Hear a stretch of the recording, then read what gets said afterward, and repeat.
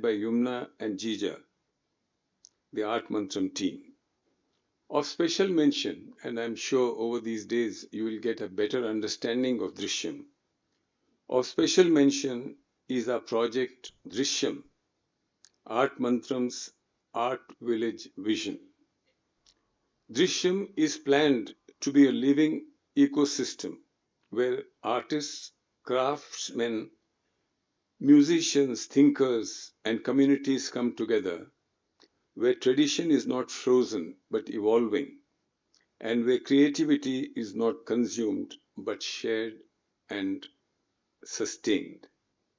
In short, Drishyam is ArtMantram's answer to a very important question. What would a society look like if art is treated as an essential, just as education, health, clean air are, or as a part of cities' infrastructure? Before closing, I need to recognize a few people who have been helpful in ArtMantram's journey, and particularly for today's program.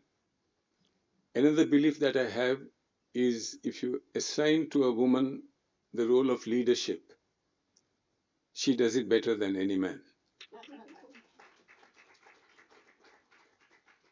I have already cited the example of Yumna, and I need hardly mention that we have the CEO of the state of Karnataka sitting on the stage with us, who has managed, what should I say, some battles at a higher level so graciously without losing her calm. I first remember her extraordinary work when she was in Gulbarga, and we needed desperately for an auditorium which was delayed over years, to be completed in record time. And she said, "Sir, just leave it to me, it will be ready before the cabinet meeting takes place." Shalini has been a great champion of all kinds of innovations and development ideas, but at the same time, a supporter of the arts, and more importantly, a great supporter of the civic society and non-profit organizations. Thank you for gracing this occasion, Shalini. In Priyanka, NGMA has a great leader. It was indeed an institution where access was very limited. I find that under her leadership, NGMA is open to new ideas, is more accessible. Different genres of arts have been included in its portfolio, and the place is buzzing with activity. There's a program or something or the other going on in NGMA all through the year. So I do hope the state government's endeavor to get her back to the state government for the sake of art and NGMA does not succeed. I do not know whether there are media people here, but for our friends from the press and media, you play a very important role in propagating the message of art. Your role is critical. Culture does not grow only through creation, it grows through storytelling, documentation, and public dialogue. We are grateful that you help carry these conversations beyond this hall. And of course, my thanks also to the various participants, speakers from various walks of life who have readily agreed to join this 10-day program. Let me conclude. Today is the beginning of a journey, not the end or the closure. A journey towards more conscious, creative, and compassionate city. A simple line in Kannada captures the spirit of Drishyam, ArtMantram, and indeed art itself. Kale namma badukina alankaravalla, adu namma badukina atma. Art is not an ornament of life, it is the soul of life. Well, a warm welcome to you all once again. Enjoy the festival and enjoy the year 2026. Namaskara.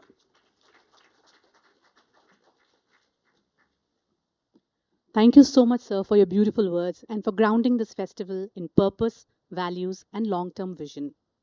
May I now request Mr. Maheshwar Rao, IAS, Chief Commissioner, BBMP, to address the gathering.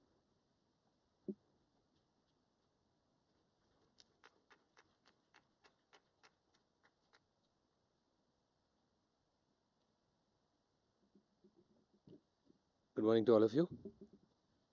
Dignitaries on the dais, our Chief Secretary, Dr. Shalini Rajneesh, Dr. Sri Sudhakar Rao, Mrs. Jija Hari Singh, Subir Hari Singh sir, my colleague Priyanka, all invitees to today's program. It is a pleasure to be part of any festival in the city. I think the whole city is going to be buzzing, I think, in the next 2 weeks. And that is something which we really look forward to.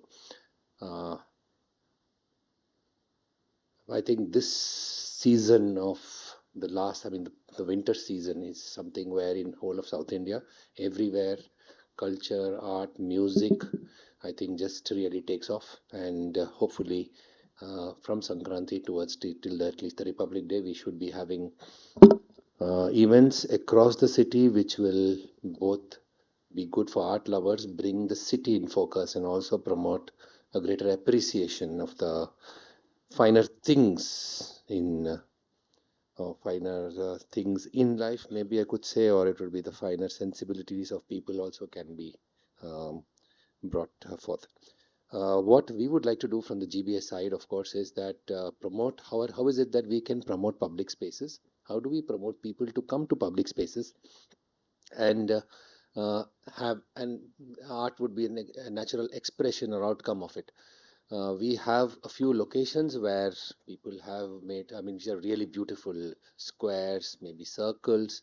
Some of them are bad, some of them are very good, but at least it is an outlet for everybody's expression. We would like in the coming year focus a little more on how we could generate more such spaces for people to come gather and have conversations. So if with this event and more such events happening, we can get a greater demand from people for these kind of places. We'll be very happy to support you and take it forward. I wish this event, I think, sir, ma'am, you've been doing it for the last 1.5 decades or two decades now. I remember I came in 2 years back for an event I think in Bangalore International Center. I remember that ma'am has been supporting this event to a large extent, been a driving force in this. I wish you all the best, and I hope that we continue to have many more events. Uh, I really hope that the citywide celebration continues, and the Creative City program is something which we would love to be associated with in future. Thank you very much for inviting me to be part of today's program, and wish the event all the best. Thank you.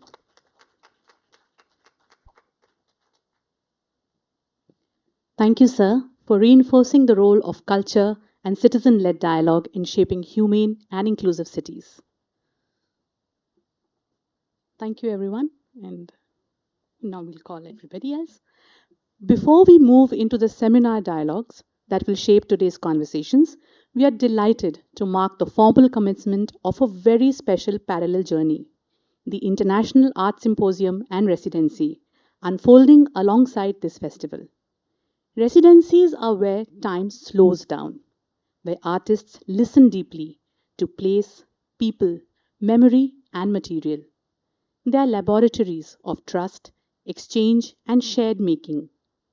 This residency brings together artists from different geographies and practices, inviting them to engage with Bengaluru, Rorik Estate, Tataguni, and Mysuru, their heritage, rhythms, and contradictions, through sustained creative immersion.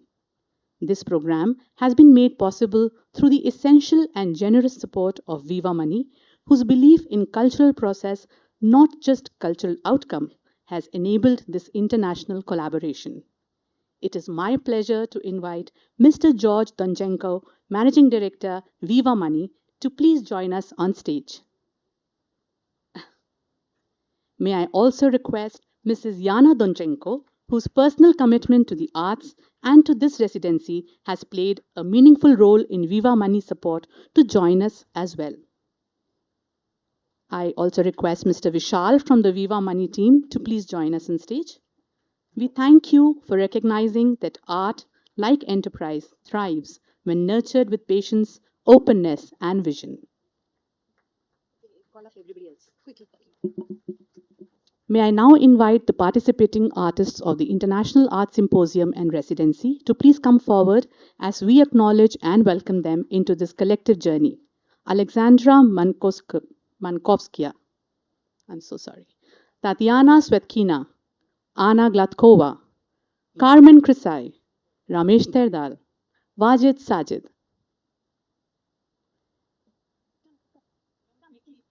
An art show of their works will be on from 16th of January to the 30th of January, beginning with studio work of these artists and culminating with the works emerging from the residency. This show, in conversation across continents, will be on at the Four Seasons Hotel Gallery, Curate. We request Ms. Shalini Rajneesh, Chief Secretary, Government of Karnataka, to recognize and honor them by presenting a shawl and to say a few words.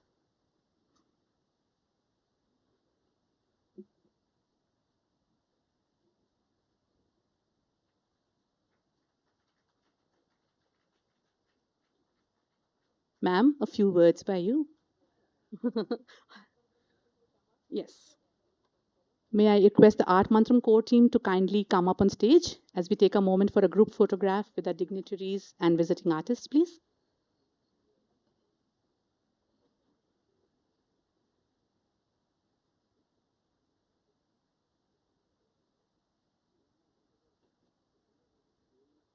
Yumna is there. Yumna is there.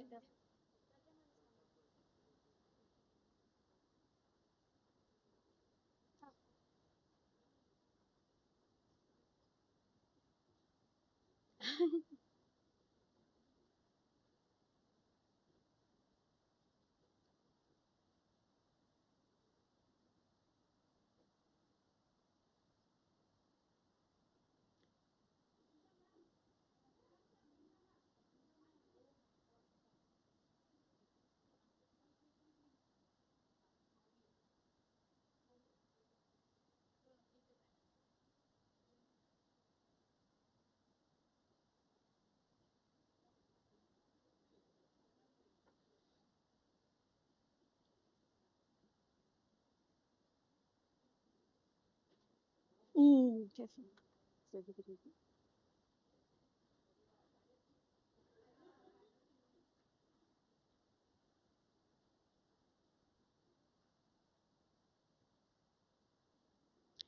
So, as these artists begin their residency, we wish them openness of spirit, richness of exchange, and the freedom to respond honestly to the city and its stories. Okay. May I please request, ma'am? Okay, ma'am is here already. Thank you. A very warm namaskara to one of, yes, yes, it's for you. It's for you.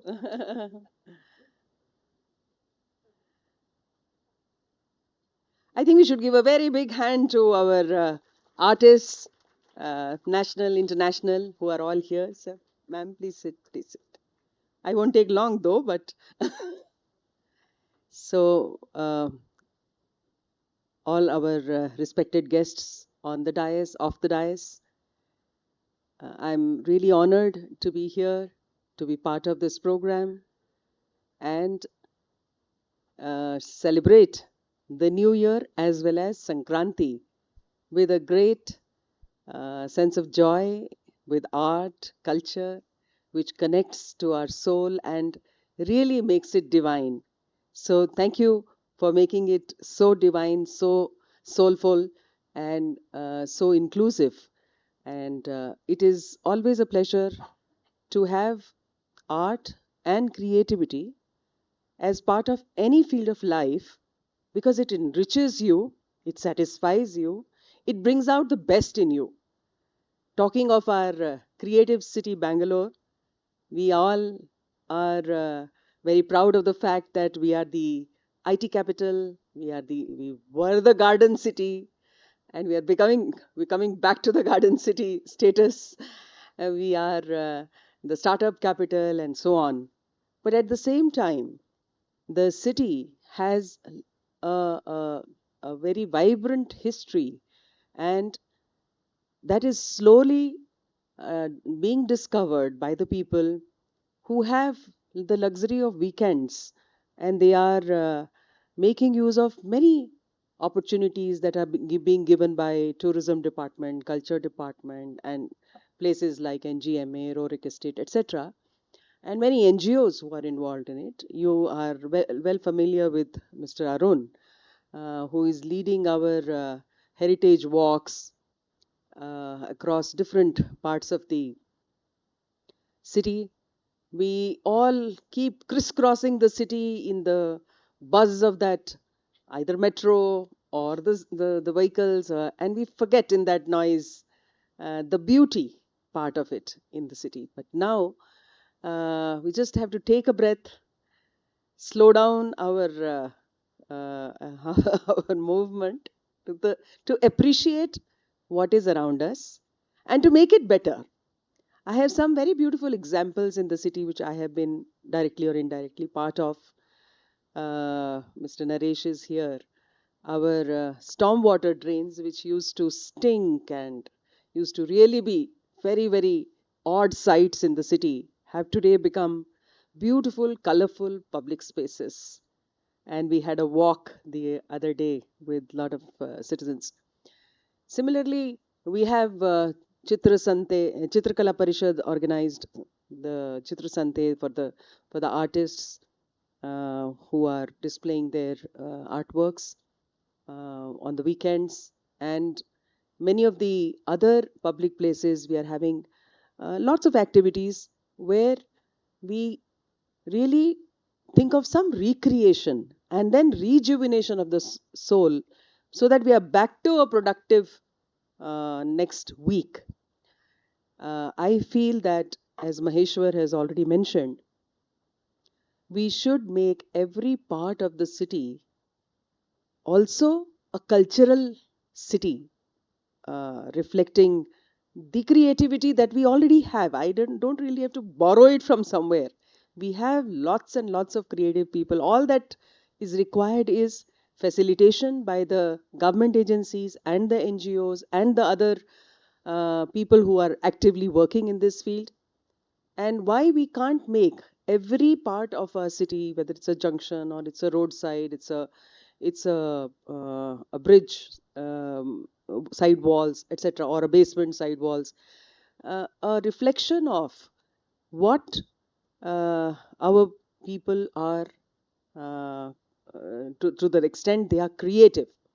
So we should have an institutional mechanism, Maheshwar, where you should make the places, identified, and then invite people. Somebody may like to do it in Kormangla, somebody may like to do it in Whitefield, and so on and so forth.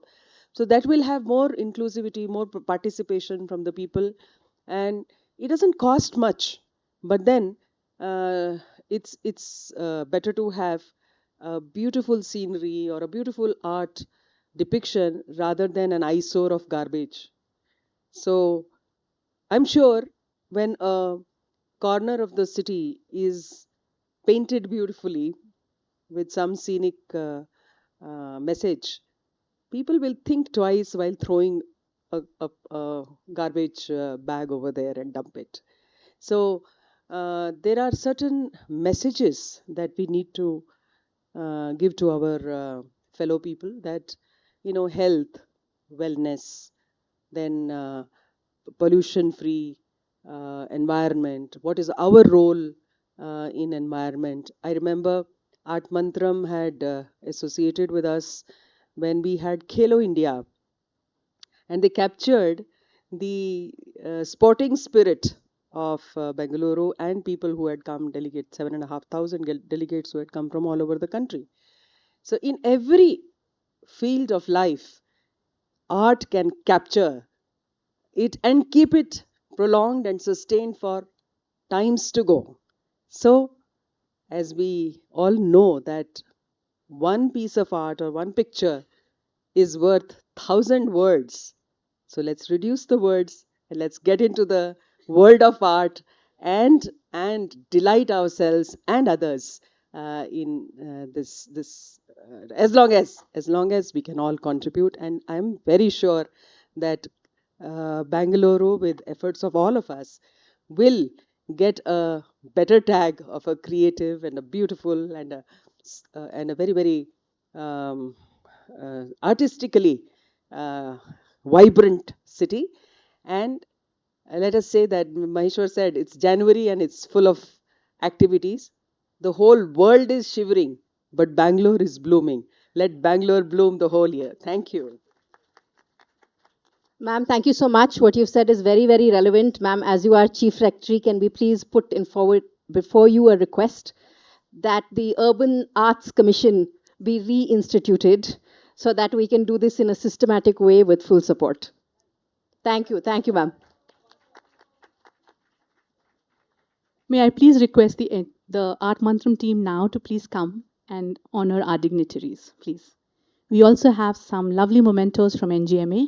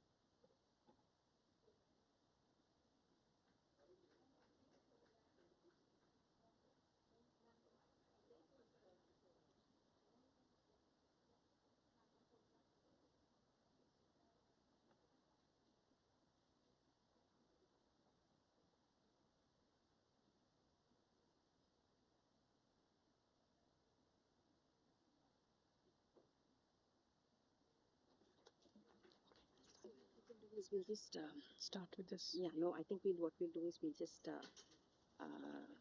request, if everybody is okay, that we move to seminar 2. Okay. Because we have, want me to say? Yes. I'm just going to make a request actually. If it's all right with everybody, we will swap the order of the seminars and go into seminar 2, which is AI and art. If all of the people are here, the reason I'm making the request is because we're running a little bit late, and we have 2 speakers joining us, one from LA, which is the West Coast in the US, and one from Barcelona. I can see someone shaking their head. So there's a problem? You can't do that. Okay, okay. So we'll keep it as it is. And sir, just to let you know, Miss Uma Reddy is running a fever, so she won't be joining us. We'll keep the seminars as they are, and we'll make a request to them that they can be joining a little bit later. Huh?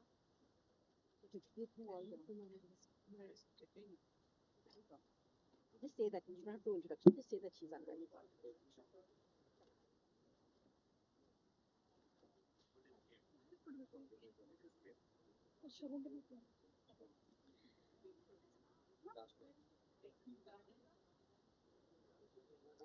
So now we'll move into the intellectual heart of the day.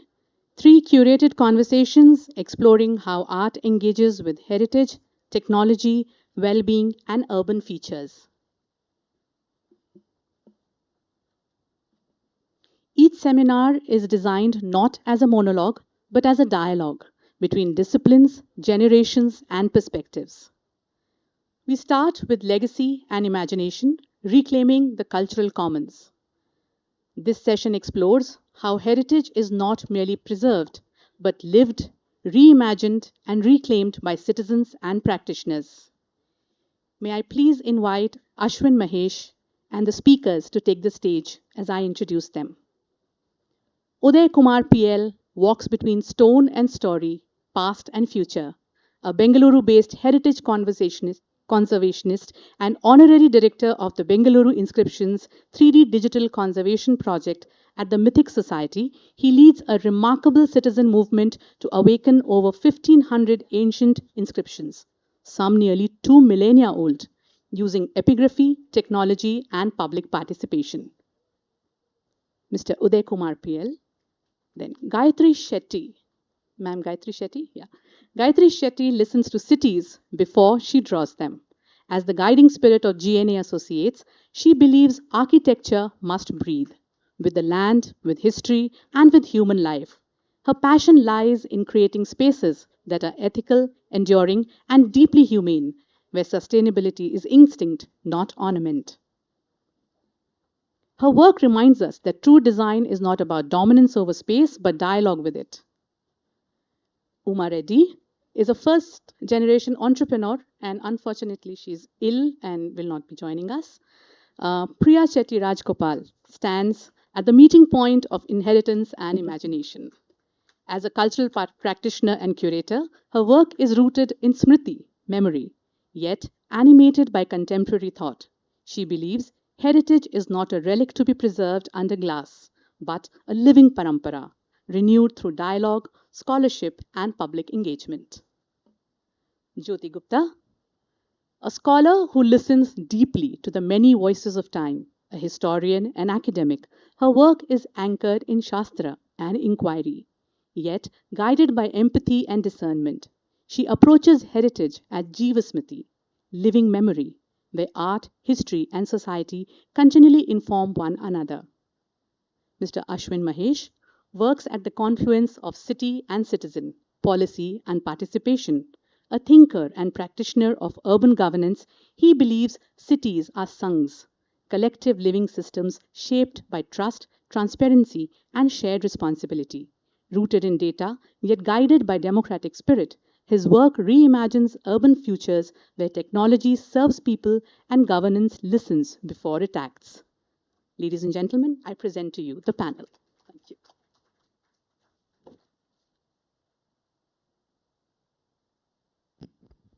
Good morning, everyone. Um, this is the opening seminar for today, and perhaps appropriately, the title that was given to us is Reclaiming the Commons around Art and Heritage. So I'm going to start with a fairly simple um, question, which is in some way to ask, what is this commons and who do we need to reclaim it from?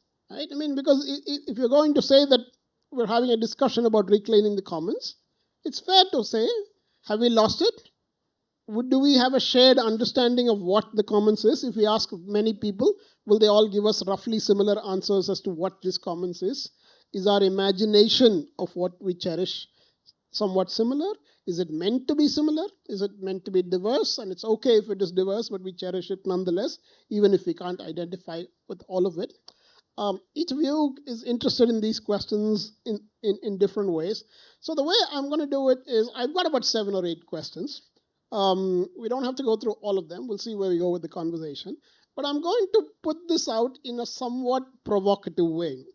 And I'm doing this deliberately because I feel the conversations around art, heritage, culture in the city are, for whatever reason, they're happening at a level that are fundamentally not accessible to at least 98% of the population.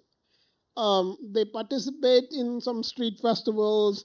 The occasional Kadlekai thing will happen, and there's a sense of art and culture and history around it. But there isn't a continuous connection with the people of the city in an ongoing and programmatic way. Perhaps ArtMantram can, in some sense, institute that and make some of that happen. Maybe this Arts Village will make something. I've been there a few times with Prashant, and it's a nice place. So perhaps these things are possible. But let's start with this. Okay, Priya, I'm going to start with you from this side. What is this commons? Who have we lost it to?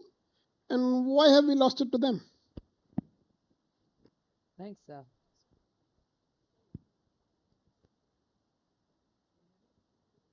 so sorry. Ashwin, that's provocative indeed, because sometimes you just have to figure out whether you want to define the commons at all and the fact that it exists.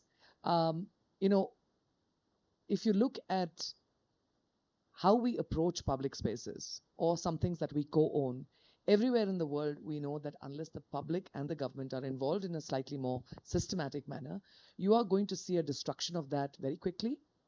And the worst thing, almost overnight, you can close your eyes and you don't even know where it's gone. And we have enough examples of this in Bangalore today.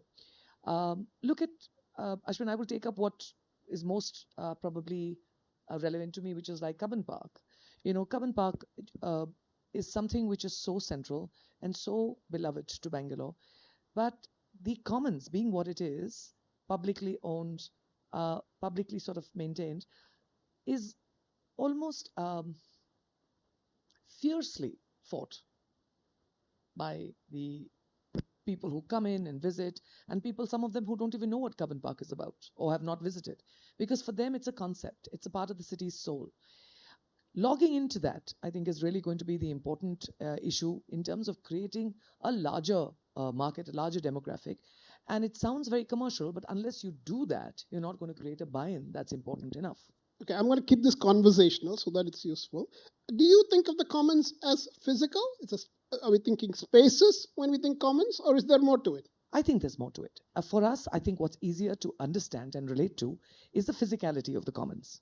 There is the cultural commons, there is the natural commons, and there's built commons. Things that we, Vedanta Sada should technically be a built commons. And it's now probably moving to a space where at least we're accessing something which is central to our government. But I want to move a little bit into how we can engage with the commons. Now, for a long time, it's been almost about 2 years, Heritage Beku has been trying very hard to push the concept of Huvu Habba, which is such a simple thing. This city particularly has probably, we don't have to go to Japan to, chase the cherry blossom or Boston to chase the fall colors. Right here in this city, the Maharaja at one point told Gustav Krumbigel a very simple thing, that I want my city to flower through the year. And through the year, every single day, there is one tree which is flowering. And that is the Huvu Habba. That is the cereal blossoming. It comes from a point of view of thinking through, which we have inherited and enjoyed. And that's our commons of beauty, of aesthetics, of natural heritage. But there's another element to it, which I want to highlight. And I hope we can create a little bit more real estate around this year. The other part of it is also so beautifully reflective of our city, being in some ways an amalgamation and a melting pot of every nationality and part of the country. These trees come from all over the world, from Madagascar, from South America, from UK, and these trees have made our city. We may talk about natural species and homegrown species, but they have added so much, just like how all of people have added so much to our city. So the cereal blossoming and Huvu Habba is another more ephemeral example of the commons that we have to invest. And Ashwin, to come back to your point, that this is so spread out. It's right there. It's in front of your eyes. You just have to brand it, give it a name, own it, paint it, write a poem on it, and experience it. I doubt you will cut the tree that you've been painting the flowers of, or your children have done it. You own it. You create a whole new focus when that happens. So I know what you're saying, question. But if I painted the tree would probably be ashamed of it. Your point of view, I wouldn't agree with you at all. But then I'm going to come to you. A lot of people think about what is visible and accessible to them today when they think about what they want to preserve. Cubbon Park comes to mind because it's right there. Everybody's seen it. I've not been to Cubbon Park in many years, except to visit somebody briefly or to meet somebody briefly or to talk at the press club or something like that. But and the reason is not that I'm trying to avoid the park. There's a big lake and a park right in front of my house. So in some sense, some of these things are imaginations of, let's say, public spaces.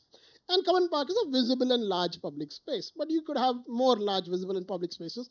There's some move in the government now to create more of those, I noticed as well. But as the space has grown, Uday, we recognize that more and more of the history of this region, which we become aware of, especially through work like you do, is not necessarily linked to that word Bengaluru, right? But it is still now the history of the people of the city in some way. What has been your observation of how people to relate to these local geographies, local histories, and all of those things, and how do they either reconcile or amalgamate that with a larger sense of what the city is and what its traditions and culture are? Thank you. So the area I work in is Bangalore centric, and within Bangalore, I work on very specific neighborhoods of Bangalore. So you're right in that sense. I touch in a very ultra local sense, the city, the fabric of the city. And coming back to the question, there's always a lot of in a city like Bangalore, where the migrant population is upwards of 50%, and there's been a population which resides here for a long. There's a disconnect between the past and the present. Okay, the past is rooted in something else totally. For example, and when you brought the question of commons, what is a common? It's obviously all that's shared. That's between the people, amongst the people, and it's owned by everyone, not necessarily by anyone. So if I take the example, and I wrote an article in today's Decade about place names of Bengaluru. Okay, there's a standard pattern to that. So we have the Palyas, the Petes, the Sandras, the Agraras, which are common across all of the city.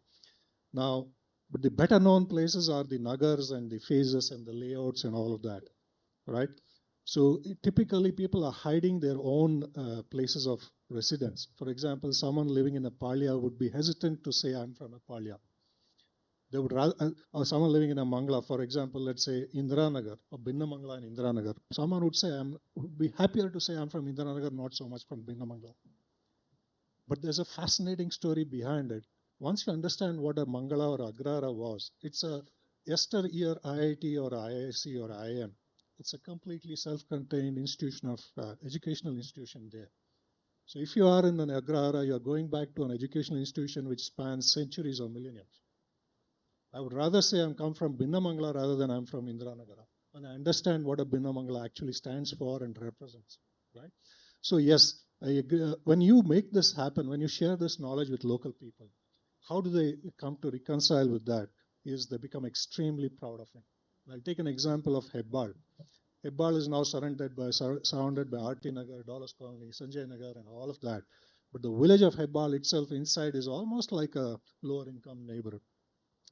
So people there. So we found an inscription there which had the name Perbolal, which is a 1300-year version of Hebbal in that.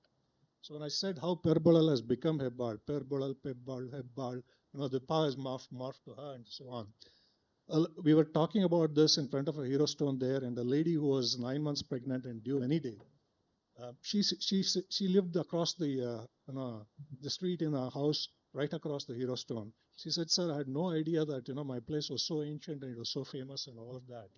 So we don't have the habit of using place names in our names, in our family. But however, whether it's going to be a boy or a girl, I don't know. I'm definitely going to include the name Hebbal in my son or daughter's name, and she's now named the child as Rohit Hebbal Shetty. Okay, so the sense of the sense of belonging, the sense of identity, all come from our past, which is largely the commons.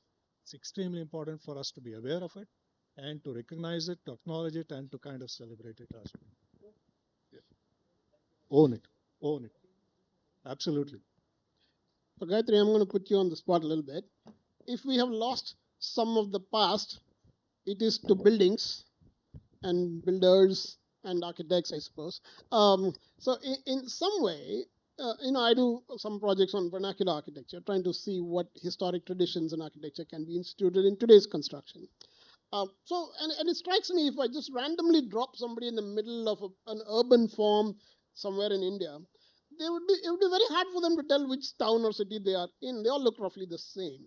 And there is a loss in that as well. What is it that the world of construction and built forms can do to preserve and perpetuate this idea that you are now in this city, and you can tell that you are in this city because in some ways it is visible to you? I think, I mean, that's an extremely relevant question. And I think this is something that we as architects, especially, Indian architects, really talk about. In the whole gamut of getting high tech and getting international and being, right there, on the world stage, we have lost our focus on probably tropical architecture. You see most buildings, and of course all architects are to blame in this, where there's this glass building which kind of absorbs all the heat and all the energy which is required for air conditioning and things like that. And really we need to, we do talk about it, but we really need to do something, because today I don't think um, these the owners of these buildings have cost to reckon with, because they're really putting up extremely expensive buildings. They can do that extra to look at it from a local standpoint, whether it is climatically suited, or whether there are elements. I mean, we work with contemporary local art. It's not necessary that you have to bring in a typical pillar or a typical element. You can always look at it in a very contemporary way, and there are so many artists in the city who can do that as well. So I feel that that awareness is something that we have to bring back to Bangalore. I think we've been talking about ourselves, again, sorry to say that, that we are so cosmopolitan that we want to be out there without really forgetting, without really looking at our, earlier, yeah, immediate past, and our, earlier way of living, building, and, looking at things overall. I think that awareness is something that we definitely have to bring back to the city. I moved from Koramangala to Belandur, and it was an awakening, because Belandur at heart, really, if you see the village, is really still is still a village which has community. It has its Urabba, and all of it very, very community oriented. And I'm surprised, because in all these years I've never seen that kind of living, so to say, as a community, which I feel we have to bring back into every part of Bangalore. So I'm going to come to you now, Jyoti. I'm going to segue on the word cosmopolitan, which Gayatri used. As a professor in a university, you probably see a lot more people from all parts of the country coming to this city. And they have different understandings. Some of them are from here, but many are not from here. They're living here temporarily. What is the conversation to be had with them about a sense of place, and about what to them, what is the commons of the city? They are now, this is a city with a large number of educational institutions, an unusually large number of educational institutions, which means the student population is close to 7-8% of the city. They are not from here, many of them. And what does the commons mean to them, and how do we engage them in these sorts of things? Thank you. Wonderful question. And thanks, everyone, the panel who had invited me to be part of this conversation. Firstly, I would say that coming from an institution, I connect with Gen Z, I connect with people who are more having a different way of thinking. And when I say that, definitely, as you were mentioning, coming from Christ University, majorly, I would say very few people from Karnataka, mostly from South and Northern India. And coming to a city of Bangalore, people usually think about what they need to work during weekends. What is the plan that they never think about visiting Cubbon Park or Lalbagh. They plan to visit somewhere. Let's go for MG Road or Brigade for the pubs. Let's go for Koramangala, Indranagar, where we need to actually see the more Gen Z, more young bloods going around. Very few crowd, few percentage of people, I would say, would come to NGMA, or few art, or see the flower show that is recently launched, or there are a lot of, this art domain, architecture, heritage that's happening. There are city walks that people are, students, wherein we force them to, why don't you have a student walk to the heritage of Bangalore? Why don't you see the Bangalore forts? Why don't you go into, I connect with Intact? Why don't I see a set of students going through a set of conservations that's happening to heritage? But the percentage of students I see encouragement coming from, the people who are actually motivated to be part of it, is way few compared to the other aspects of Bangalore, where it is shaking, where it's dancing. So that is where I would like to make an awareness.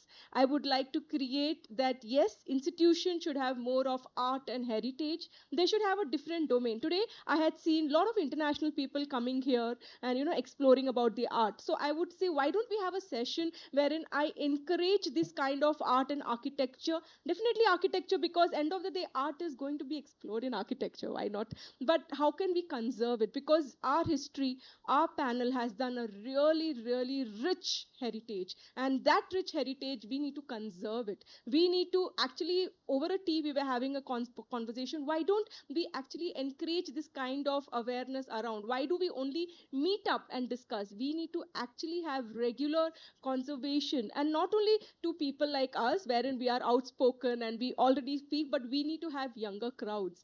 Before this session, I had ensured that most of my students be part of this session, but when I understand that today being a non-working day, they are busy somewhere, and you know how things are. We see our family also now, they are all under the blanket going inside and enjoying their time. So So so these are yeah. these are genuine everyday pressures that a lot of people have to Yes, yeah. contend with in doing this. So we keep getting reminders about how we are running behind schedule in this program. So I want to go away from this session with one thing in particular.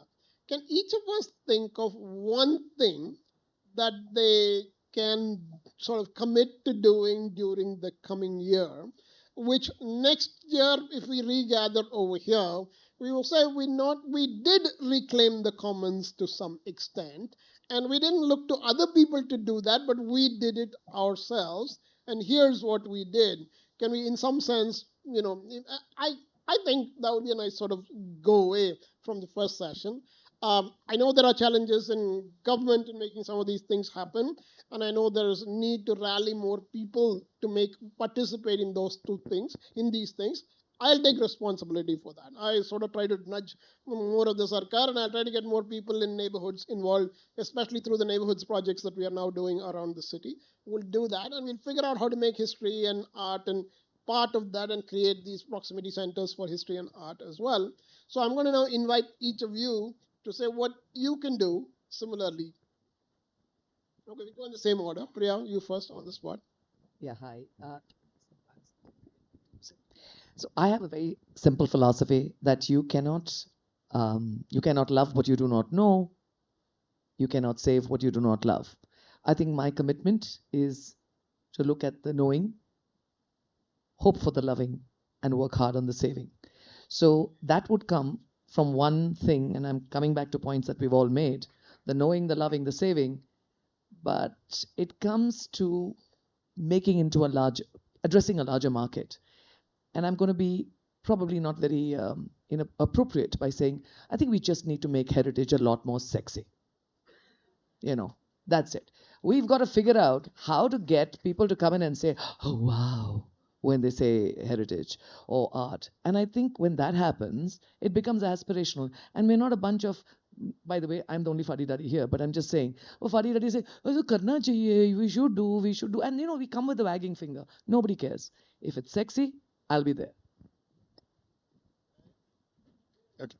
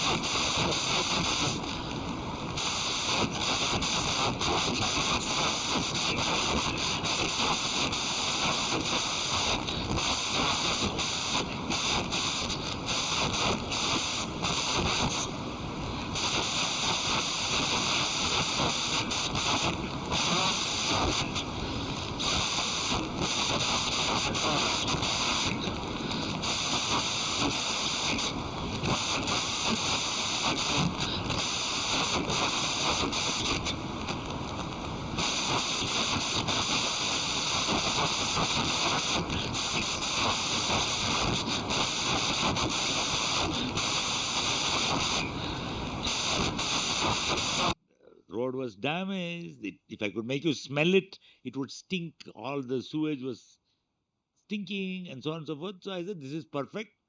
It's only 915 meters, less than 1 kilometer long from Koshis till Brigade Road. I said, went to the government and said, why don't you give that money?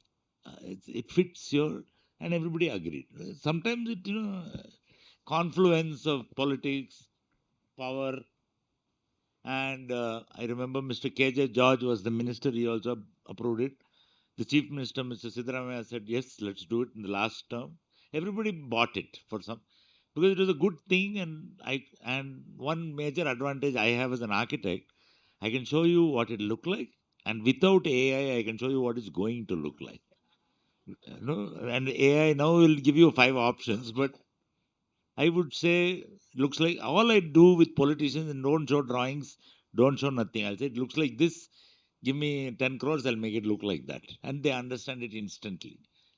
Right? And as long as it benefits the people, and to take your point, Anita, a Indian street is something today that you go through, you never go to. That's all it needs to be done. And it has to be socially inclusive. It has to be open to all. It cannot be shut by 20. It has to be open 24 hours of the day. It cannot discriminate on class, caste, creed, background. Anybody should be able to go. Right? And what we have done as a society is gated it all. Right? You everywhere you are restricted to go anywhere. Earlier I used to go and sit on Vidhan Soda steps with my family and eat kalakai. Now they put a fence. You can't do anything, and everything has got privatized and everything's got a fence. So I said, Church Street, they can't put a fence. Let's do it. So we made this study all over the world. That was the backstory of it. So we went all over the world, and I found one street in Paris which had the same proportion, and it was a clever little idea. But I didn't want to just copy some cobblestone from Paris and put it here. So, but we used then we started putting then we started wondering, why did it keep cobblestones in the first place? It's a traffic calming device. Instead of putting a bump, if you drive on it, it makes a racket and you slow down automatically. And if you notice Church Street, it has a kasuti pattern in it. I don't know whether you have noticed it. It's a kasuti pattern, which is a Karnataka embroidery pattern. It's not a French cobblestone, it's a Karnataka's cobblestone. And the granite comes from Sadaralli only, close by. Right? So everything. So we did that. And also from a access point of view, there is not a single street in Bangalore where a disabled person can go by themselves, whether on a wheelchair or if you are visually or auditorily, you cannot do it. You need a chaperone. So there's another theory coming up in the world at that time called 8 to 80 cities. Have you heard of that? Anybody? 8 is the first age you go out without an escort. And 80 is the last age you go out without an escort. You need some chaperone, right? How do you make a city for that vulnerable end of the... If you fix that, everybody else fits into that box. If we can do that. It's a clever little theory. It's called 8 to 80. So we did all this, sold it to the government, and then we found out many more problems. I won't get into all that. But the before and after, what has changed there? Everybody knows, everybody's been there. So I have built more than 2,000 buildings in my life, and all I'm best known for is a street, which is not even a building.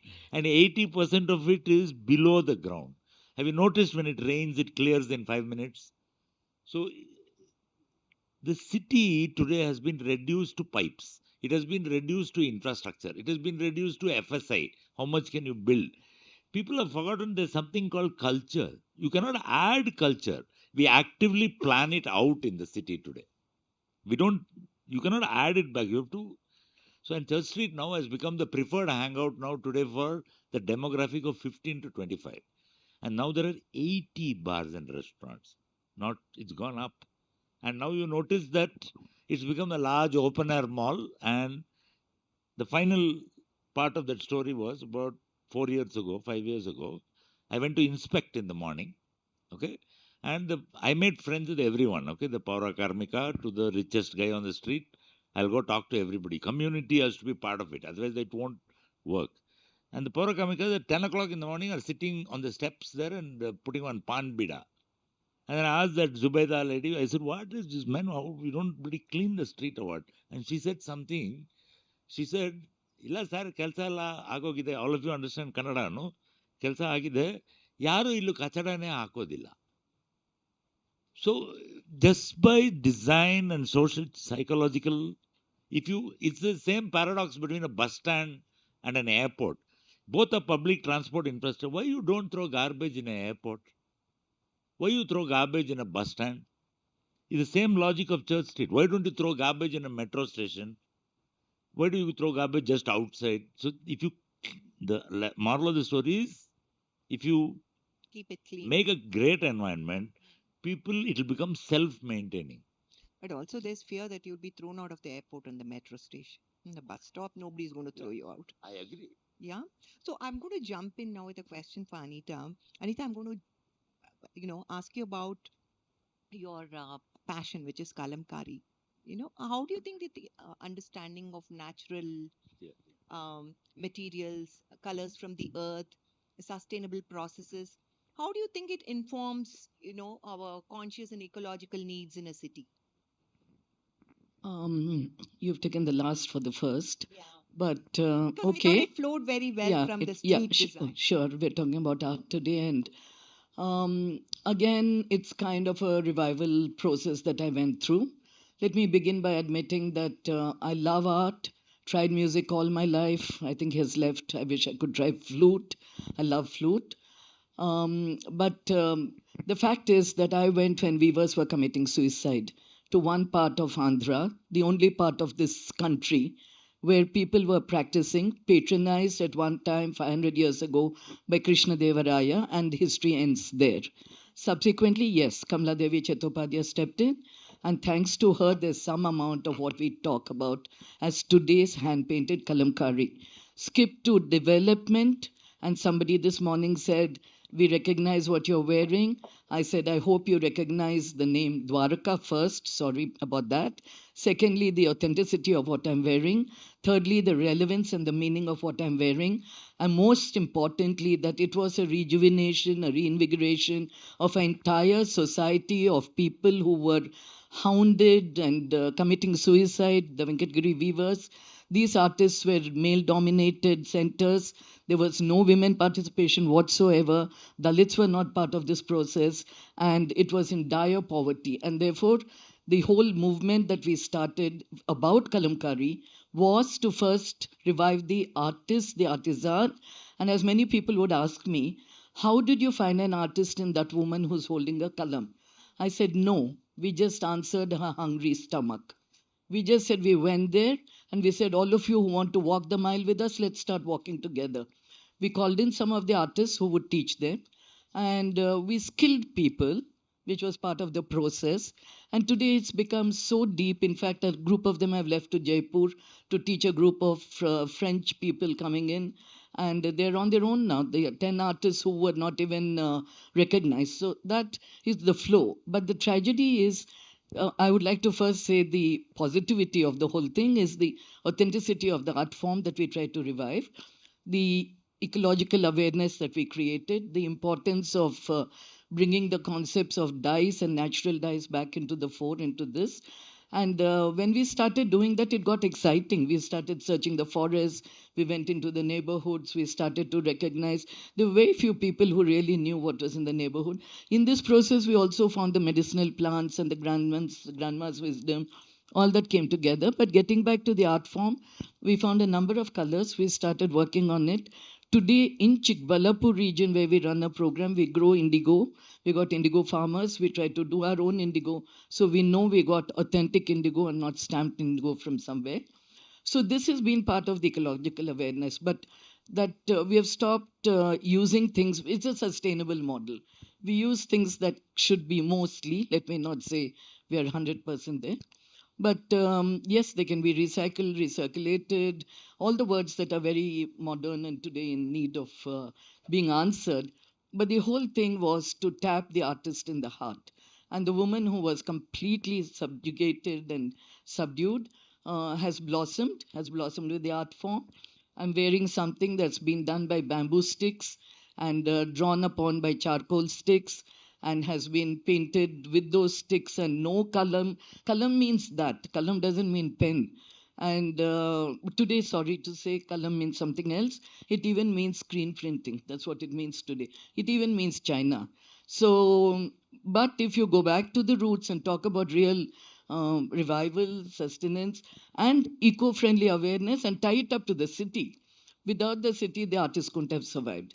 We need this economic osmosis taking place. We need a synergy. We need people to understand the artist and the ethos of the philosophy. And I think when people start discovering themselves, one, you help a artisan, a rural artisan, you made a big change. The women comes here, realizes the city needs her, you make a big change. And that is where Dwarka has started making a change. And invite all of you to the Dwarka process sometime. Yeah. So that's that. Definitely, Thank you. ArtMantram should organize a trip to Dwaraka to see this. I'm going to come back to you about, how your work in the urban slums. But before that, I would like to talk to Dr. Alsak Matai. I feel that a lot of the health issues that we are facing is because that we moved away from the traditional health practices that we had. Is it possible to bring them back in a normal everyday life, you think? Uh, Not necessary that we have to go back to 2000 years ago, but what you mentioned, it was amazing because our traditional or a historic understanding about Panchafudas, and if you connect with that Panchafudas by whether it's water, earth, air, sun, light, and environment, that will take care of the health because we are a part of the Panchafuda and we are Panchafudas and we are part of it. I'm very happy that in a city like Bangalore, I came in 30 plus years ago and in a way disappointed but in a way very happy because fortunately we had too many good gardens and greenery grows by itself. And then Naresh, you created Church Street. It was one of my favorite street walking around in that time. Now again it made into a walking street. But overall city, lot of development fortunately have greenery space. Niman's campus, Indian Institute of Science campus, it's all living campuses, not only for human being, for the birds and butterflies and everything. So in between we got little bit overstretched. But I think again that consciousness is coming. And along with that, and I'm glad that I'm an art appreciator, but I'm not an artist in a way. But art also has a major role. I know Jija for 30 years. What you are doing in this field, it will all have an impact on our consciousness. But somebody was mentioning that in the morning, that even here, instead of keeping the art inside the wall, they are going to put outside the wall. I think we can get more and more art in the underpass and roadside and everywhere. I think there are some element of initiative on that like that and create the city into a much better livable city with the least amount of money because our weather is for us, our soil is very good, our greenery will grow by itself. And when you have a little collective impact, it will have a positive effect on the health. And one other aspect is when you go to Delhi and back and other cities, our air is traditionally, because we are not an industrial dominating city, air is much more cleaner. But the dust was an issue. But today I was watching that you people living in the center of the city, you are all lucky. You don't have much dust. But we are in the Halli, is full of dust. So if they can change that also because dust is a major factor in majority of the medical conditions. It has impact on your immune system to allergies to so many conditions and drinking water and the food. And Bangalore has a large number of organic food shops. So people are conscious about eating healthy food. But at the same time, I was sitting with somebody in abroad. They were consultant getting millions of dollars, cities to advise cities how to improve their health in America, and they are invited to Kuwait also. So one of the major things they did is influencing the Coca-Cola company and restaurants to reduce the sugar level in the Coca-Cola by 10% over a period of 5 years. That make a huge impact. They have studies. America is very good at that. So the food culture in Bangalore, now the fast food and everything, that is I'm little concerned about, especially the young generation. Fast food and there is no control over the chemicals and colors and everything going to the food. So food is one area. Air we can help a lot. Environment is we can do. People, art and culture will improve anybody's sensibilities and emotions and the spirit. But the food aspect is little more concern. I think not a concern. Control from the government side may be needed. Other because we are again too much of eating out population also with the 80 restaurants and bars and everything too. That's good for economy, good for everybody. But can you make that into a healthy eating pattern that can make a city into a better city? That's true. I'm going to go back to Dr. Vivek Benegal now. What do you think is needed for a mentally healthy city? I know you said that, the people should not be retrofitted into the city. The city should fit the people. But in your mind, what is like non-negotiable design elements? Yeah, so some of the things that I talked about, and it's on. No, it's fine. It's on. I mean, for example, in our cities, despite whatever anybody says, despite what Naresh is touting about Church Street, socialization has come down. People to people contact has come down. And of course, cell phones haven't helped.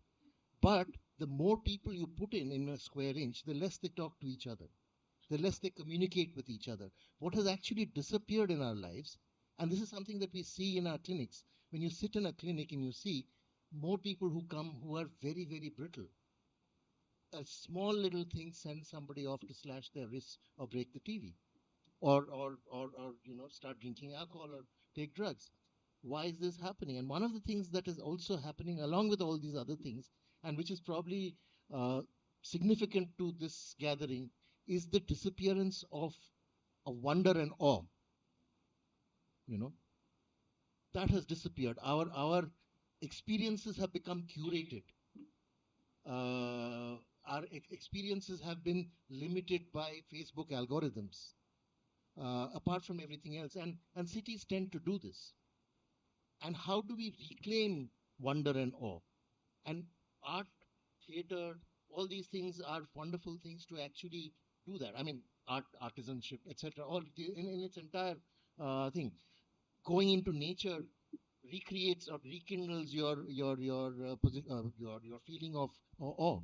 And one of the things that we also do at NIMHANS has been looking at how the human brain is changed, neuroplastic changes occur when it is faced with a feeling of awe. Whether it is standing in front of a wonderful painting or walking on the grass without your shoes, that really radically changes the human brain and its capacity to take stress and not suffer from mental problems. Now, how does one do that? How does one engineer spaces? And this is where we come back to the conscious cities that you talked about, where some people have been trying to do it. I mean, they've tried to do it in California and some of the cities in Singapore, etc. You work outwards from people needs to the needs of your living space.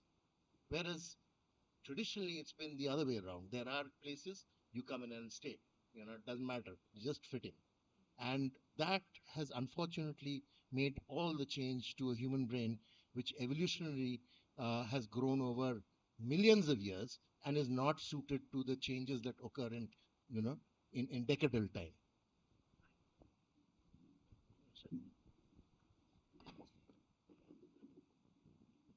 What do you think about what Vivek was saying? People come in from outside and they try to fit into the city. Is it possible to do some kind of a design or intervention where they bring in? Someone was talking in the earlier panel, I think, about how the city is growing to, outgrowing the traditional parameters of Bangalore, and those people wouldn't like it if they are called Bangaloreans. But then every day we have, I don't know the last number, lakhs of people pouring into Bangalore. How are we going to accommodate not just their physical health, their mental health, and our own? I am not a mental health expert. I think I leave it to, or a proponent of it. I think I leave it to Vivek. But I want to actually take off a little bit on what both of them spoke about. What Panchabhutas is applicable as a measure of wellness of an individual. Actually, you can apply the same Panchabhutas to the city. Yeah. Right? And the only thing that works in India, there are 5 Panchabhutas, right? Or Panchatatvas as they're called. It's air, water, energy, fire, nature, and the ether. The only thing that works in India is Akasha, which is broadband. and the Swiggy will tell you that. That Swiggy, everything else is a mess. But the problem is that these are not just principles. When it comes to broadband, just think about it. If you get less than 20 Mbps on your phone, you'll change your service provider. And you're all becoming used to 100 megabits per second on your wired connection.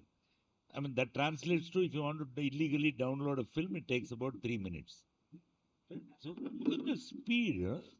2-hour movie you can pull off in 3 minutes. And you get irritated even if 4G comes on your phone. Have you noticed? When it becomes 4G, you get annoyed. Like, why is my... And why am I not like, the world has become, like Vivek said, where instant gratification is taking too long. They wanted yesterday. Too long. That's the problem. They want everybody wants, and it's a very nice thing that has happened yesterday. The Labor Ministry has removed prohibited any delivery fellow saying 10 minutes, 15 minutes. No, it's creating more pressure on these gig people, and we get irritated. But to go back to the Panchabhutas, if you take them away as principle and start applying them as metric, right? We all know that air, the PM concentration has to, according to the world standard, is 10, according to Indian standard is 40. 50. 40. World standard, Indian standard is 50. Yeah, right? And the world standard is 10. Can you imagine what the PM 2.5 concentration of New York City is today? I just checked. It's 3. And can you check what it is in London? It's 7. Can you guess what it is in Bangalore today? Anybody? What is the, don't take out your phone. 25. It's 184. Oh my God. It's bloody polluted, and in the outskirts in Whitefield it's crossed 200.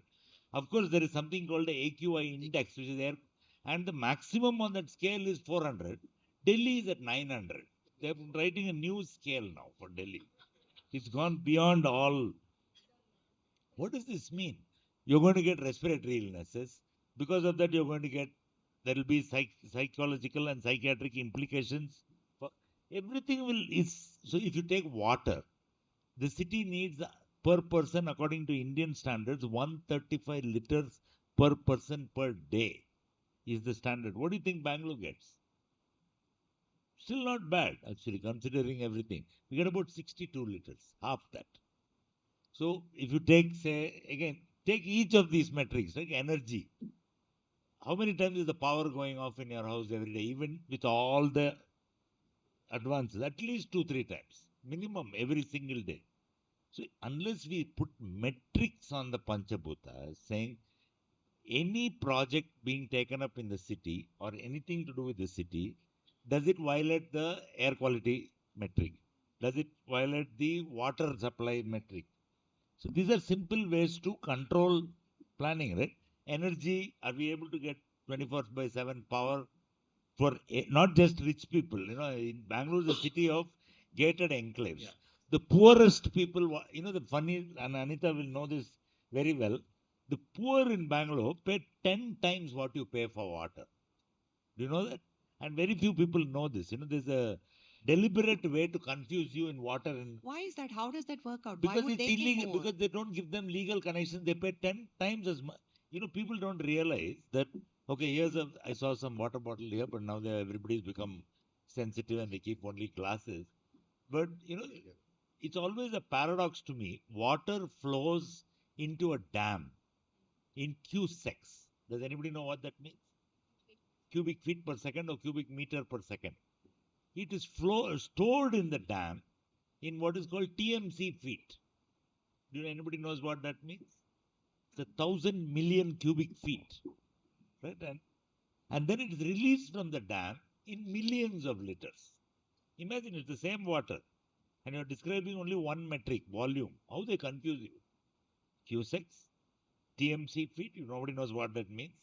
Okay, and it is supplied to you in millions of liters, and it's delivered to you in thousands of liters. But when it rains, which is also water, it rains in millimeters. So I asked a simple question. Bangalore gets 900 millimeter of rain, right? How much is that in TMC feet? Bangalore is entitled to 22.5 TMC feet of Krishna Rajasagara Dam, which can hold 150 TMC feet. Do you know where 70 TMC feet goes? Isaac will back me up on this. Sugar is the new smoking along with sitting. Right? Sitting and sugar are the new smoking, right? 70 to 2 feet goes to grow sugar cane. And Bangalore gets only 22 and we are finished. The allotment for Bangalore is complete. But 800 millimeter of rain, 900 millimeter of rain last year is 16 TMC feet of water. We don't have, Bangalore does not have a water problem. It has a water management problem. All that water is falling down, mixing with dirt and sewage and going to Tamil Nadu. Free supply. Dirty sewage. And look at the other thing. So, Mattondu Kaveri ಮೇಲಿಂದ ಬರ್ತಾ ಇದೆ. ಇನ್ನೊಂದು Kaveri, standard Kaveri is coming from Krishnaraja Sagara. And there's one ಇನ್ನೊಂದು Kaveri, which coming from underground, which is sewage, which is 1,500 million liters of water, sewage a day, out of which 85 to 90% is water, recoverable. So, if you think like this in ecological, whole cycle, one water thinking, which is brings me to the last point.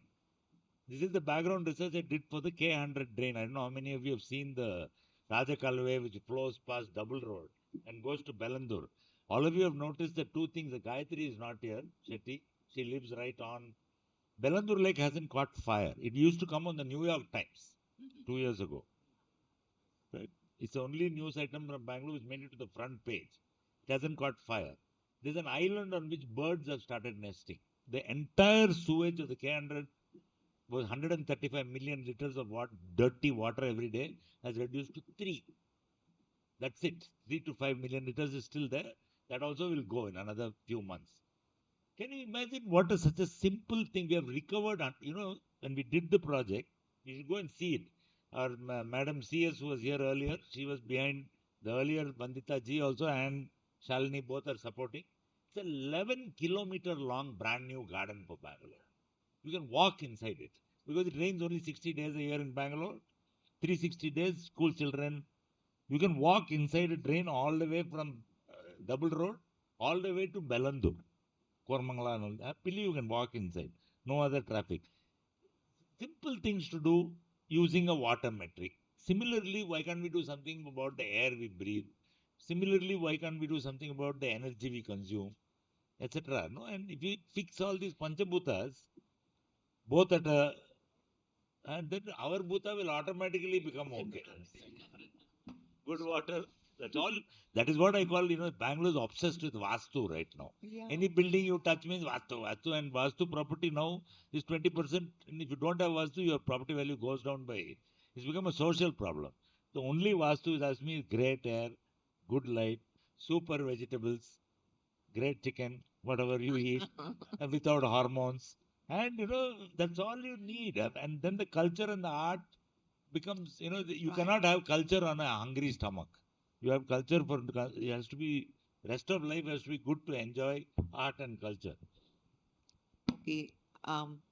That leads me to Anita, because you've been working in, marginalized urban communities as well, apart from working with the artists in rural areas. What do you think about how they can be empowered or how they can reshape their own environments? Is it possible? Okay, I'm going to not get into many of the other thoughts that came into my mind this morning, which is to say that first, these people must exist. The city must accept them. I started in 78, so it's a 50-year journey. And in 78, there were demolitions, evictions, etc. Lots of conversations made a big change to this city, and I'll take you and show you that. But today, 2026, we have Kogilu. And your headline news whole of last week was Kogilu. So what's changed? Does this city really belong to all its people? First question. And if it does, do we recognize, forget their issues, but do we recognize in attitude that these people are the backbone of the economy, that these people are the ones who are actually running the city, that they are the artisans, the construction workers you're talking about, the builders, the basket weavers who were demolished in South End maybe, or the pottery town potters. That is absolute art in its core that you all go to, and the others are those who build your cities, whether it's the glass buildings you don't want, or the old legacies that you want, or the villages you talk about. You don't recognize these artists and artisans who are innately already there. And I think that's what this city needs to do first, and not remove them, and not leave them with the indignities of fear and insecurities. And they must feel confident, they must find themselves.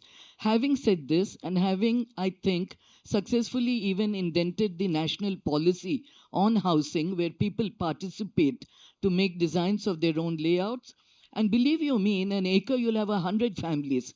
Now, authorities may not like to have 100 families, and therefore you put up kind of multi-storied buildings as the only way to do it.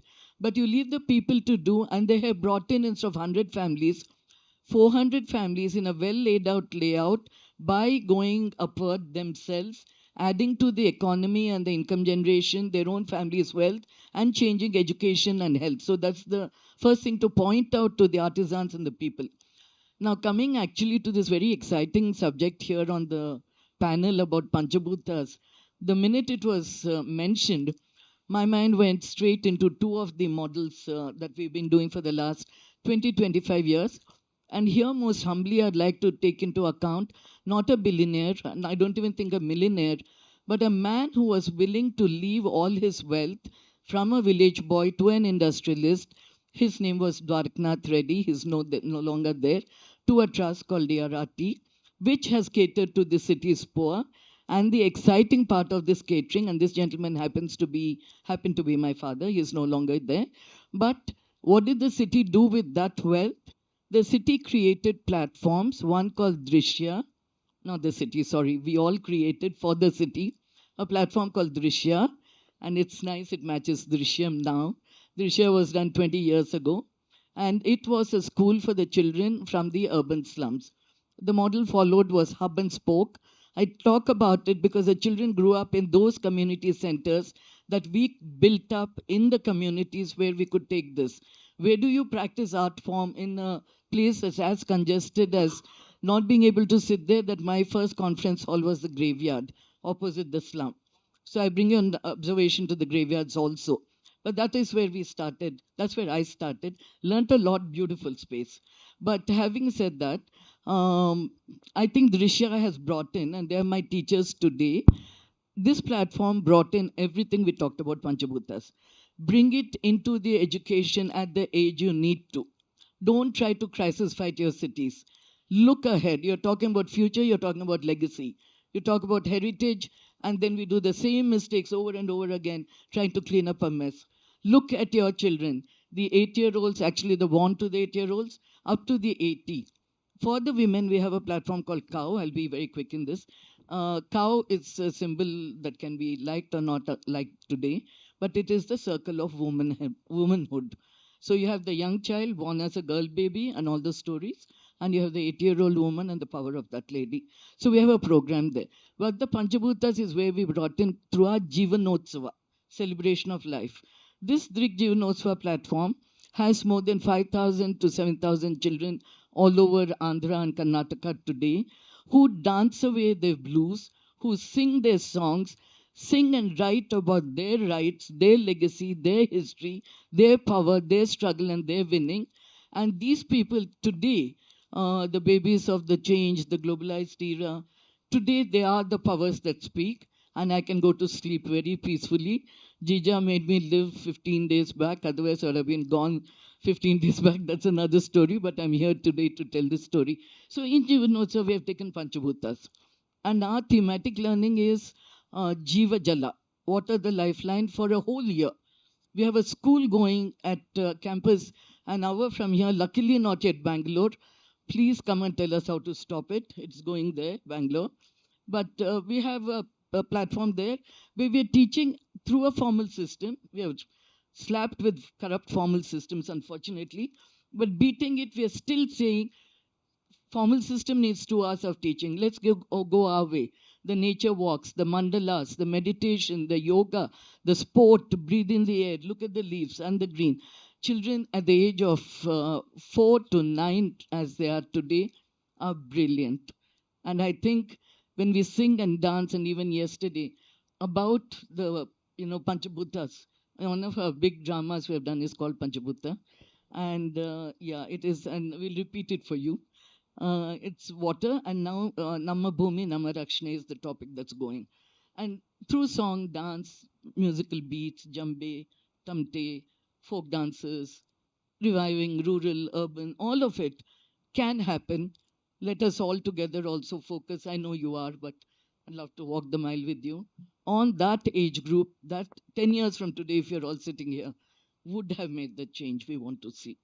So that's my way of going. Yeah. That sounds wonderful. Doc, do you have anything to add on that subject of wellness in the urban setting? As a conclusion, I would say that, I can see you have done amazing work for the city. Salute to you. I always follow you, watch you, and see. No, we need people leaders like you from the public, because you are not doing for you, your business is something you like, amazing work. And I know Jija is a very good action lady, and now the daughter is also with that. And the government works. And today morning, I was very happy that the chief secretary, and you mentioned the previous chief secretary's government mechanism is very supportive. So what we need a collective effort, and the political leadership is they're listening type. They have not many other agendas with the growth of the city, cleaning of the city, all the garbage and all that. So people like all of us in different field, and collectively take some movement. There are a lot of movements.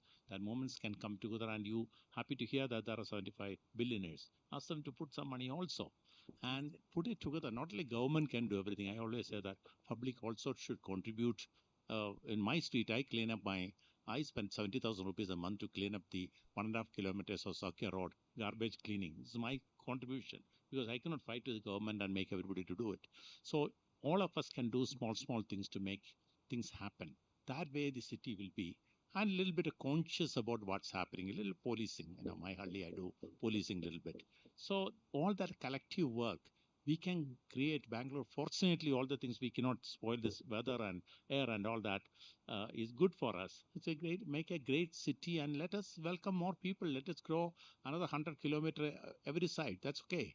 But Bangalore is a great place, and the city is a great place. It can be model for other parts of India. Thank you. I think it's a wonderful note to end with. I did have a couple of more questions about, what is the things that are positive, but I think Doctor summed it up very well. And I want to thank you, panelists, for being so patient and sharing your knowledge. I want to thank Jija, Yumna, all the ArtMantram and Drishyam team for giving this opportunity, and to the audience who's been so patient with their participation and coming here today on a holiday. And I think dialogues like these are very important, and I hope it's given you a lot of food for thought, which you can mull over while you wait for your food, lunch. One last thing. Yeah. The one thing I like about Karnataka is that it's very accepting and tolerant of people from other places. No other state in India, and also and you mentioned that our bureaucracy and our politician, every city has some kind of problem. One thing I like about Bangalore, it has almost no violent crime. There are no gangs. We have to thank the things that you have. Climate, of course. I tell all Excuse Delhi me, Naresh, people, there used to be gangs. The all co-ops kill and the them all. politicians put them out of Yeah, business. I encountered can tell them you out. stories about that. They encountered them out. But nowadays, I think one small suggestion for the whole audience: if any of your friends call from other cities and say they want to move to Bangalore, please tell them it's a horrible place. It's very polluted, too much traffic. Particularly people from Delhi and all, tell them no, this is no good here and all that stuff. Please don't come here anymore for some time. I don't agree with your grow endlessly business, but yeah, working people who are economically hardship, welcome. But all guys who come here and raise, whoever got in already, okay, pass. You're saying we don't want any more billionaires. That's what No. you're saying. The startup bosses. But last but not the least, I must, on a serious note, end by thanking the government of Karnataka, both the politics and, it's the only state in India where you can I criticize them on Twitter in the morning, quite nastily sometimes, saying, are you got your head screwed on right? And the same afternoon, I'll have tea with the chief minister of the government and discuss global warming. And nobody will talk about, nobody minds being, they're quite open to constructive criticism. I'm not going to talk about some hate kind of nonsense, but people are, as the only, can you imagine doing this to Mamta Didi or something? Just think about it. Nobody will listen to you. No, I mean, you can see the difference there's a gentleness in the way. I think Isaac has also, we have also dealt with the government. I have not seen this. I work in almost 20 states in India. This is easily the best. Thank you. Shall we? Thank you so much. And now may I please invite ArtMantram to present the shawl mementos to our speakers.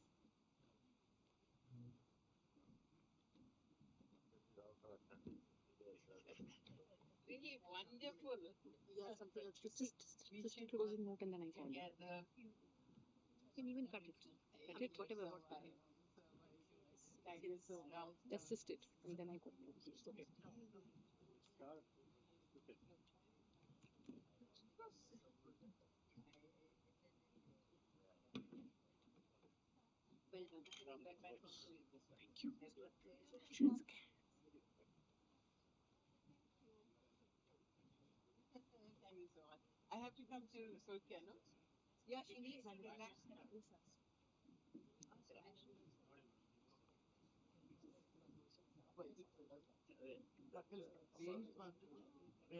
Picture. thank you so much. Yeah, please.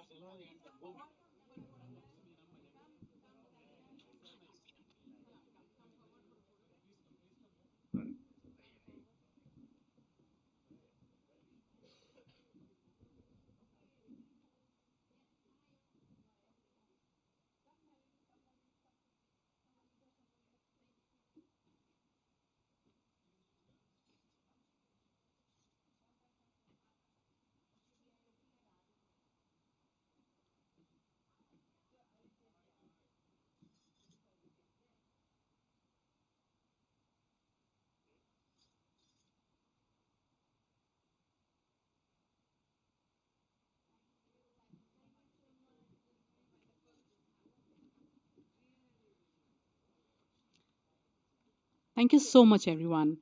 As we conclude this inaugural morning, we carry forward not just ideas, but intent. The intent to listen, intent to collaborate, intent to imagine cities where art is not just ornamental, but essential. Thank you for being a part of this beginning, and we look forward to welcoming you to the continuing programs of Creative City Bengaluru, Dialogues and Discoveries. Dhanyavadagalu. Thank you.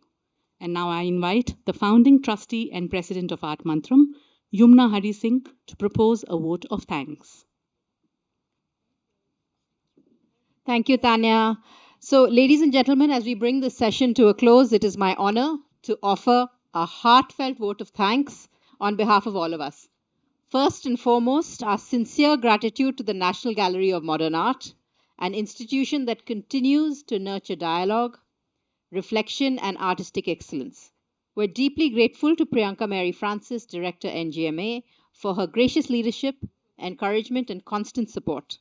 My warm thanks to Subarno Patro, curator, for his thoughtful engagement and curatorial guidance throughout this program. And we'd also like to acknowledge the wider NGMA team who are all here sitting at the back, including Sanjana, Sandhya, Shailendra, and many others across the administration, operations, and technical support. We'd like to extend our respectful thanks to our special guests and dignitaries who honored us today, particularly our Chief Secretary, Shalini Rajneesh ma'am, who made a special effort to be here, and Mr. Maheshwar Rao. Their encouragement lends both perspective and strength to our collective efforts, and I'm very pleased that their ma'am and Mr. Rao committed to bringing back the Urban Arts Commission. A very special word of appreciation to all our speakers who participated in the seminars for your time, your ideas, and your generosity in sharing insights and experiences. And I found the vitality of conversation, the liveliness of the speakers, the way they played off each other to be immensely valuable, and I hope you did too. I'd also now like to acknowledge the ArtMantram family, our board members, advisors, core team. Sincere thanks to Mr. Sudhakar Rao, who woke up with a bad catch but came nonetheless. Mr. Subir Hari Singh and Jija Madhavan Hari Singh for their guidance, belief, and support. A special mention to Nisha and the extended ArtMantram team, whose commitment, attention to detail, and tireless work made this event possible. And to our audience, thank you. To the artists, students, scholars, practitioners, patrons, friends of the arts who've taken the time to be here today. It's Sankranti. Happy Sankranti to all of you. For some of you, it's a working day, so thank you for taking the time out. And we're also very grateful to the members of the press who came, Thank you for your interest, your coverage, and for helping these conversations travel beyond this physical space. A very special thanks to Tanya Mishra, who lent her award-nominated voice to the Drishyam film launched at our fundraiser and who also compared today's program with such warmth and grace. Our sincere thanks to our international residency artists whose presence enriches our cultural exchange, and to our sponsors and festival partners, especially Viva Money, along with all collaborators who believed in this vision and helped bring it to life. Finally, our appreciation to the suppliers of tea, coffee, refreshments, and you'll be pleased to know that they're also available now outside. Make sure you go and get your refreshment. And before we conclude, a gentle reminder that this is only the beginning. There is much more to come as part of the festival: talks, exhibitions, residencies, engagements, and full details can be found on our social media handle, which is Instagram/ArtMantram. We warmly invite you to continue the journey with us. Thank you once again, and we look forward to welcoming you and seeing you soon. Thanks. Bye-bye.